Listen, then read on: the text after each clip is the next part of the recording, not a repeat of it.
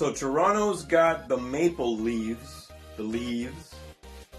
They've got the Raptors in basketball. They call them the Raps for short. And they've got the Blue Jays. What's going on, Canada? Why are all your sports teams named after marijuana?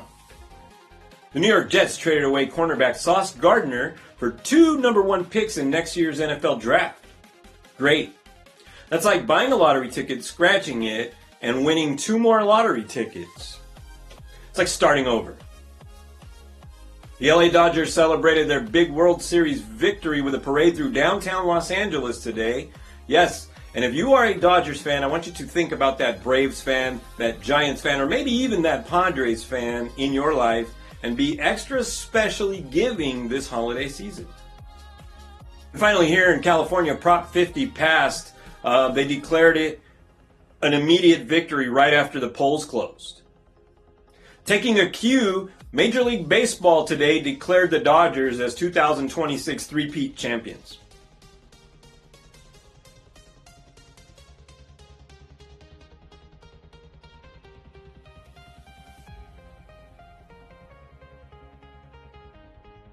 Got 2 favorites and 4 dogs. We've got 3 unders and 3 overs. And the 2 favorites I'm picking to cover. Welcome to the Play Action Sports Show. I'm Jack D. This is this week's picks. And we're also going to talk about the World Series, of course, which just ended on Saturday in a stunning Game 7, which went into extra innings. You all saw it. Toronto was rocking and rolling. And they were just stunned by how the Dodgers won at the end. We're going to talk about all that, but thank you for hitting that like button. Hit the subscribe button so you can always be aware when I come out with the new picks for you here. Last week, not such a good week. We were 3-3 on the winners and 2-4 on the over/under. Lifetime, that puts us at 23-13 on the winners and 14-22 on the over/under. But again, hit that like button, hit that subscribe button. So far, we're doing pretty good this season. We're always striving to do better. And we've got 6 fresh picks, including 1 hockey pick. Hockey season's here. I still can't get over the World Series. That was amazing, wasn't it? It's time for the pick 6 for this week. It's week 10 of the NFL, and we've got 5 NFL games for you and 1 NHL game. Yes, ice hockey is back, and it's rocking and rolling. So let's start out with the Colts and the Falcons are playing in Germany. This is a 6:30 a.m. game. Yes, the Colts are 6.5-point favorites. Daniel Jones didn't look so bad last week, even though they lost. It's a 48.5-point over/under. And again, the Colts are the favorites. I'm going to pick the Colts to win by 12. They're going to cover. This is going to be, again, at 6:30 a.m., so make sure you set the timers on your coffee makers. Next, we have the Buccaneers hosting the Patriots. This is a very interesting game. Baker Mayfield doing pretty good down there in Tampa Bay. They're really good at home. They average something like 28 or 29 points a game there in Tampa Bay. They're hosting the Patriots, who are a young team. They've got Drake May, who we've spoken about a number of times here on this show. Drake May, a really good future prospect there, learning the ropes. But we're going to pick the Buccaneers to win 26-20. They're 2.5-point favorites. We're going to win. We're going to say they're going to cover 48.5. We're going with the under again. Okay, so again, Colts are going to beat the Falcons. That's the under. And the Buccaneers are going to beat the Patriots. That's the under. And they're both going to cover. I'm getting a phone call here. The Rams at 49ers. This, of course, probably the marquee game of the week. Well, Monday Night Football, not looking so bad either. We'll get to that. So the 49ers are 6-3. The Rams are 6-2. Big NFC West division match here. We're going to say that the Rams at 4.5-point favorites are going to drop the game to the 49ers by 2. Listen, my cousin Marcos, I told you that I was picking the Rams to win, and I also told you that was a preliminary prediction. Told you that it was not the final one yet. So we're going with the 49ers to beat the Rams in San Francisco, 30-28. Let's go to the next game. That's going to be at 5:20 p.m. at SoFi. Aaron Rodgers finally comes to SoFi. He's never played at SoFi before.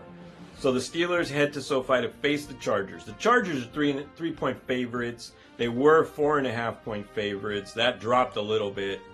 I'm still looking for them to win. The Chargers 28, the Steelers 26. It's going to be a close game. The Chargers, they're not going to cover. They are, actually, this is another favorite that I'm picking here. They're not going to cover, but they're going to win 28-26. All right, and then Monday night's football game is a big one. The 6-2 Eagles head to Lambeau to face the Packers, who are 5-2 with the one tie. The Packers are 1-point favorites. They were 2.5-point favorites. We're picking the Eagles to win 35-30. Monday Night Football. They're giving us 46 points, so we're going with the over. We're saying there's going to be about 65 points lit up on the board by the end of it. 35-30. The Eagles go to Lambeau and continue to show that they are worthy of being the defending Super Bowl champions, and they're definitely going to make the playoffs.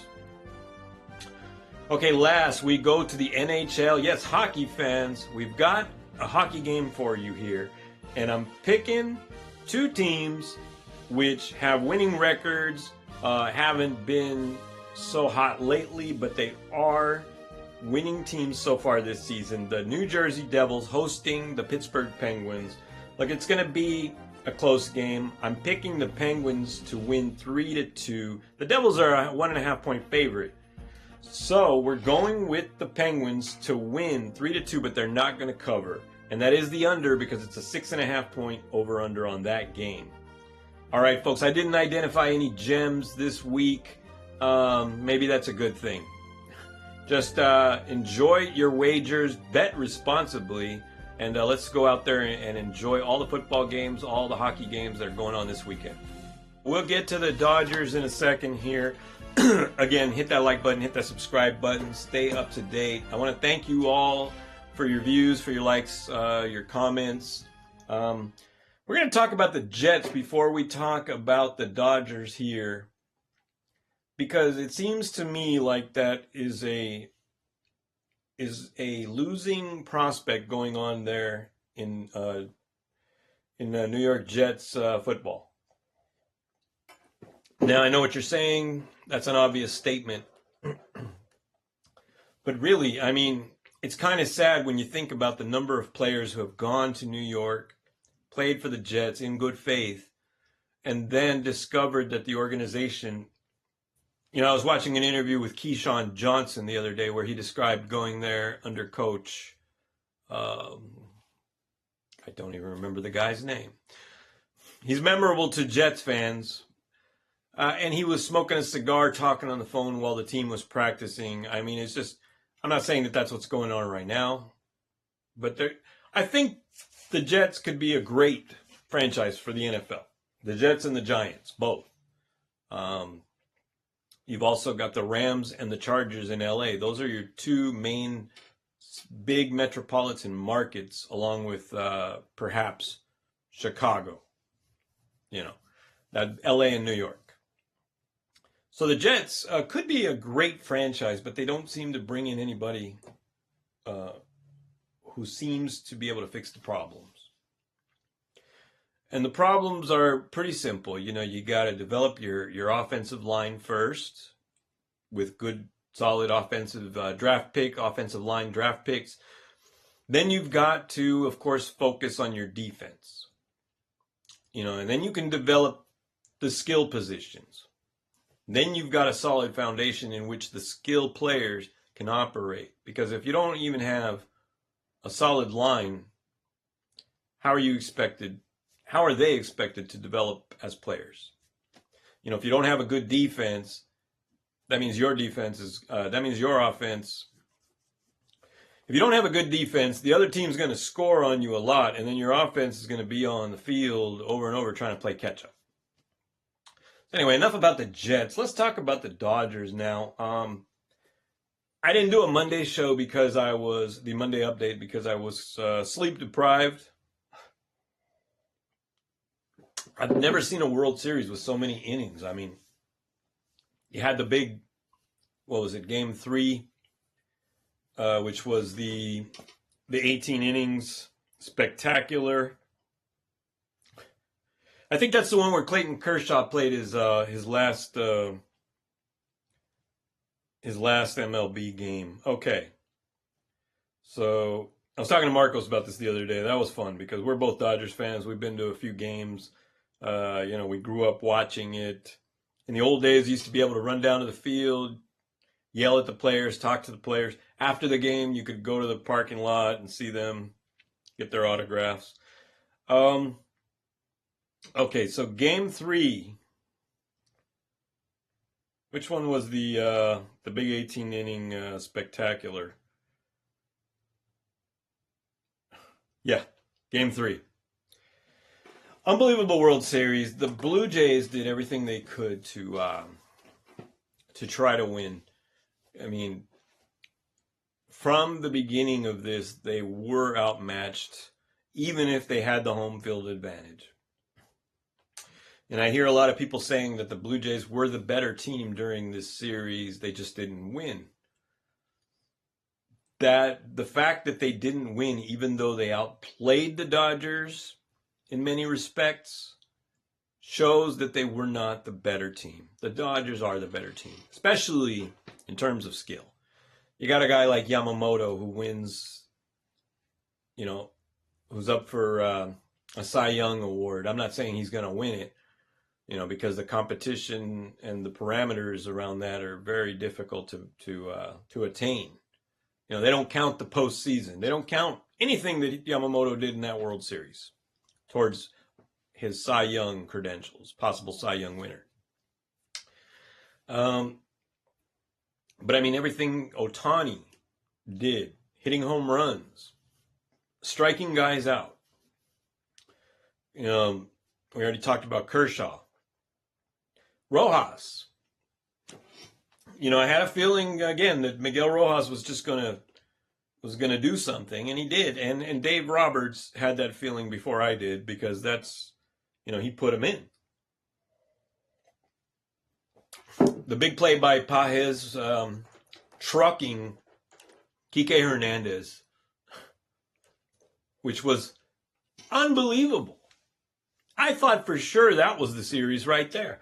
And then he caught it. Last year, really for me as a Dodger fan, and I know I sound like a homer right now, totally homer but we're talking about baseball, so homers are okay. Last year, the Dodgers beat the Yankees, and that was everything for me. That's how much respect I give to the New York Yankees organization, to their fan base, to the city of New York. To beat them in the World Series was everything that I thought it would be, even though it didn't go to 7 games, even though the competition really wasn't that fierce for the Dodgers.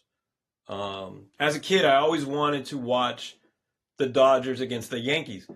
I wasn't even born in '77 when the Dodgers faced the Yankees in the World Series. I believe that was when Reggie Jackson became Mr. November with the 3 home runs. I'm glad I wasn't born yet. But, this series, even with last year's amazement, this series, I thought it was just going to be a cherry on the sundae, but it ends up becoming it's all another thing. It's all another Sunday. Yeah, enough of the analogies and the metaphors okay. Just apologize. I've barely been catching up on my sleep here. I've got my work, and then I've got this show here. Got to go over the stats. Got to pick winners. Try to pick winners. I hope you guys are doing great out there. I hope your wagers are coming along nicely. Again, going to be focusing on football still. And we also have hockey now. Yeah, NHL is back. Looking forward to going to see a game pretty soon here down in LA, probably. Kings for sure. Maybe a Ducks game. What do you think? Quack, quack. But let's end the show talking about sports movies, right? So you got like The Little Giants. We were talking about that, me and Marcos the other day. The Little Giants with Rick Moranis. Of course, very cool. Some of my favorites, Rookie of the Year. Where the kid injures his arm, and then all of a sudden he's like a pro pitcher. He pitches in the majors. He's a kid pitching in the majors. Pretty cool movie. Of course, I like Major League 2. I like Bull Durham is pretty cool. 8 Men Out, probably my favorite baseball movie. I can't discount Field of Dreams because, of course, I'm no different than a lot of guys. When I watch the scene, Ray Liotta and Kevin Costner. Ray Liotta playing Kevin Costner's dad, and he's a ghost, and they're playing catch. Ray Liotta played Shoeless Joe Jackson, and Ray Liotta and Kevin Costner's father was played by another guy. Sorry, I haven't seen that movie in a while. Either way, he was a ghost playing catch with his son. Field of Dreams really is cool. If you build it, they will come. And sports movies. What other sports movies do we like? I mean, there's tons of them. 8 Men Out again. The story of the Black Sox. I think it was the 1928. You can Google that. If you guys bear with me real quick, I just want to see what year the Black Sox controversy was. Black Sox MLB. I guess it didn't hear me. 1919. Oh man, I was way off there. I was off by about 9 or 10 years.